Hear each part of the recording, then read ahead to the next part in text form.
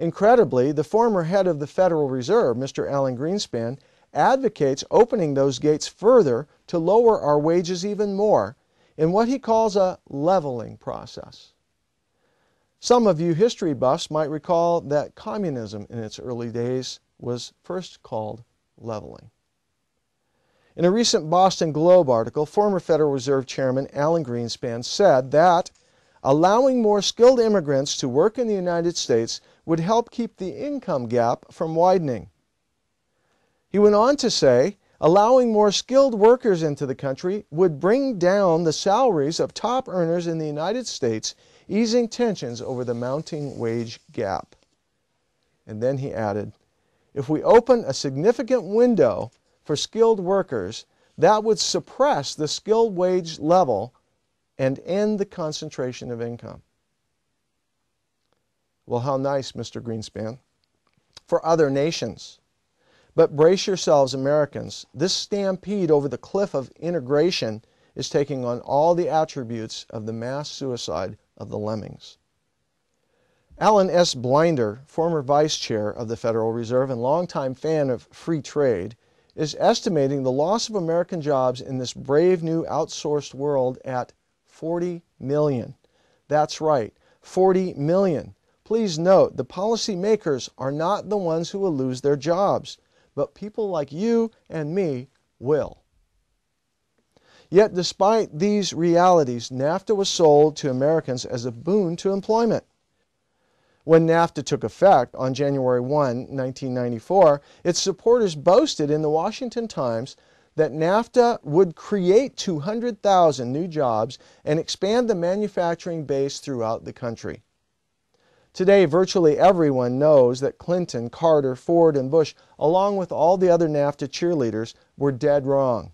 Only 17 months later, even the liberal New York Times acknowledged, it is expected that the true job loss under NAFTA will reach 1 million by the end of this year. The Department of Labor, a government agency, reported in 2006 that 1.8 million Americans became eligible for NAFTA's Transitional Adjustment Assistance Program, set up to assist those that had lost their jobs because of NAFTA. Unfortunately, this doesn't tell the entire story. How many Americans simply found another job without applying for this assistance program? It's now estimated that because of NAFTA, between 4 and 7 million Americans have lost their jobs. The Economic Policy Institute has found that between 1994 and 2000, the U.S. lost more than 3 million jobs. 1, 2, 3, or as Mr. Blinder predicts, 40 million jobs lost? Today, most American workers have not yet entered the statistics. When they were laid off or fired, they simply settled for less desirable employment and lower wages. When we look at manufacturing and the industry sector, we see that they haven't fared any better either. Hundreds of textile mills and other small manufacturing concerns in the Southeast have closed their doors. Small towns, big cities, states, and whole regions are seeing various stages of economic disaster. Just recently, familiar truck manufacturer Freightliner in Oregon laid off 750 workers. From automobiles to washing machines, from tool and die factories to vacuum cleaners, from mining to technical industries, the industrial giant that was once America is beginning to look like a dying patient on life support. Regardless of your feelings or the nuances of free trade, this integration is causing enormous human suffering to people right here in the USA. But perhaps the most alarming component regarding integration comes from America's leadership. Under a whole series of administrations, rights and freedoms of U.S. citizens are slowly being taken away.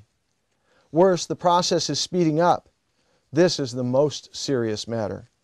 Consider George Bush, pictured here with Vicente Fox of Mexico.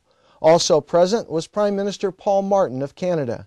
They met in March of 2005 at a conference to initiate the first stages of a merger between the U.S., Mexico, and Canada. But any agreement which involves a merger on any level with two foreign nations is patently unconstitutional.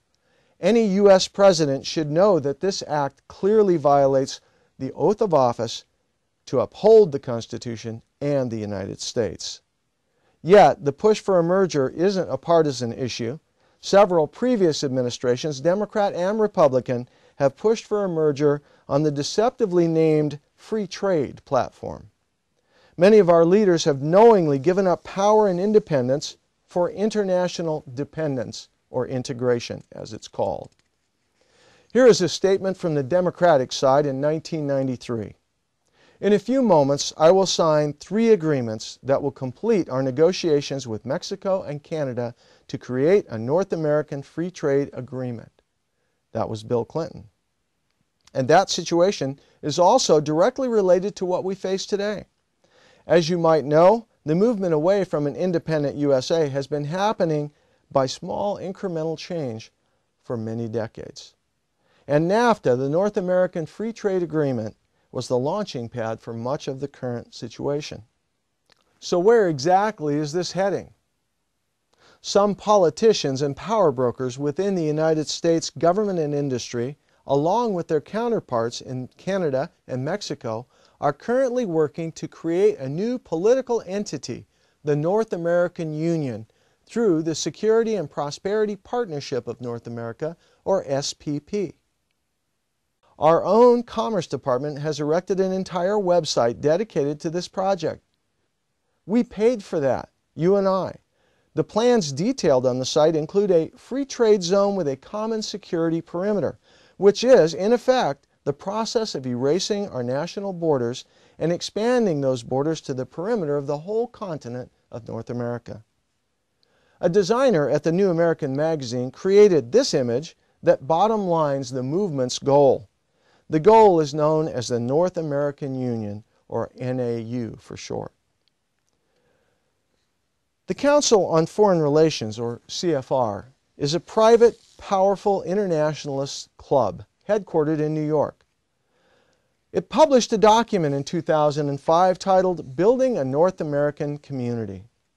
Within it, the submersion of the 3 nations into a new legal and political entity is envisioned. The plan is regional government on more and more levels until merger is complete. Resting on NAFTA as its source of authority, much of the relationship described by this CFR plan is an expansion of the Security and Prosperity Partnership signed by George W. Bush. The Council on Foreign Relations drew up the plans. Clinton built the foundation.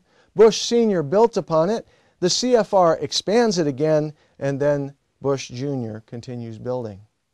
After reading decades of such planning in the Council on Foreign Relations Foreign Affairs, it becomes very clear that they consider a regional government, such as the NAU, simply an incremental step on the way to their ultimate destination of world government. Exactly who and what is the Council on Foreign Relations? Few Americans are even aware of the group. This video clip provides evidence of the CFR's immense power in forging policy in America. Vice President Dick Cheney speaking at the Council on Foreign Relations on economics and foreign policy. Thank you. Thank you very much. Well, Les, Pete, I want to thank you all for the warm welcome today. I see a lot of old friends in the room, and it's good to be back at the Council on Foreign Relations. As Pete mentioned, I